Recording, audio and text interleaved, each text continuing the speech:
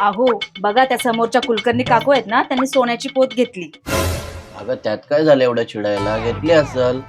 काय काय झालं? ती पोत नाही, माझ्या काळजावरची जखम आहे. त्यांना 5वा हप्ता मिळाला असेल म्हणून घेतली. आणि तुम्हाला बोनस मिळाला तरी मला साधं कानातलं सुद्धा नाही केलं तुम्ही.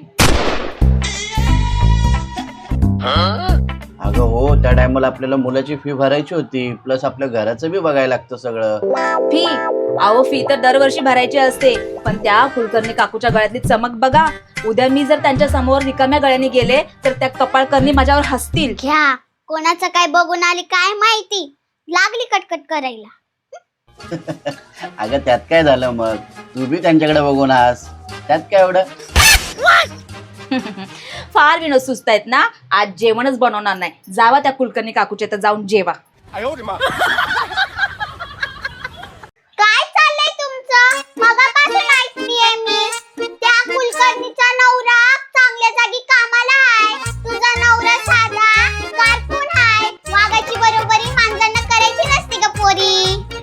आजी तुम्ही तर मध्ये काय बोलूच नका. बरोबरी काय नसते. आपण काय कोणापेक्षा कमी आहोत का? त्या शेजारणीच्या घरात जेव्हा वॉशिंग मशीन आला होता तेव्हा तुम्हीच बोलला होतात ना, आपल्या घरी पण वॉशिंग मशीन पाहिजे होता. मग आता सोन्याच्या बाबतीतच का असं उपदेश पाचताय? अगं हो हो, जरा दम काढ. अगं तुला मी गेल्या महिन्यातच 500 रुपयाची साडी घेऊन दिलेली. दुसऱ्याचं बघून आपलं घर जाळायचं असतं का?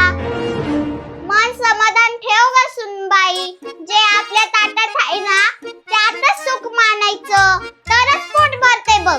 शेजारीने गळ्यात सोन्याचा हार घातला त्यामुळे काय तिला काही भूक लागणार नाही का? शेवटी ती वरून भातच खाणार ना. ते खरं आहे म्हणा, पण बिन काय नाही, तू तिच्या सोन्याकडे बघतीस, पण ती कुलकर्णी माझ्यापाशी येऊन काल रडत होती. का? काय झालं आजी? ती म्हणत होती सविताची आजी सासू आणि नवरा किती गुणी हाय, किती तिला समजून घेतात. माझ्या गळ्यात तर सोनं आहे, पण माझी सासू काळजात टाचणं टोचती. बघितलं सविता, तुला सोनं नाही मिळालं पण सोन्यासारखी माणसं मिळाली आणि तू सोन्याला घेऊन बसलीस. हो ना आजी, तुम्ही बोलताय ना ते अगदी बरोबर बोलताय. पैसा सोनं काय आहे त्याच्या पुढं, पण मन शांत ठेवायला 1 तोळ्याची अंगठी पण जमेल मला. काहीच नाही होऊ शकत हिचं. मन शांत ठेवायसाठी पण पैसे लागतात हिला.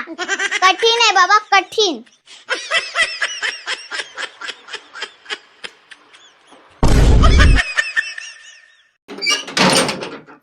अहो बघा त्या शेजारच्या, अगं हो, पण त्या कुलकर्णी काकूच्या गळ्यातली चमक बघा. उद्या मी जर त्यांच्या इथे हा हा हा फार विनोद.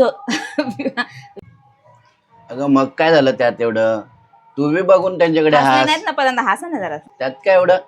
हा हा हा फार मोठे विनोद.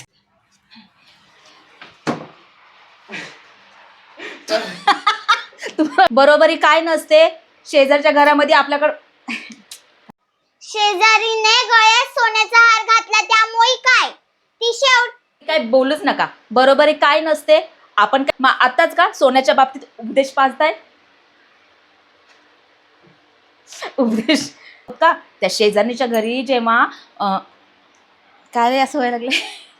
काय चाललंय तुमचं? ऐकतेय मी मगासपासून. अगं ती कुलकर्णीचा नवरा, बघितलं सोनं? अगं ती कुलकर्णीचा नवरा चांगल्या जागी कामाला आहे. अगं तिला का किती तिला समजून घेतात. तिच्या गळ्यात तर काहीच नाही होऊ शकत हिचं. मन शांत करायला पण ठेवायची पण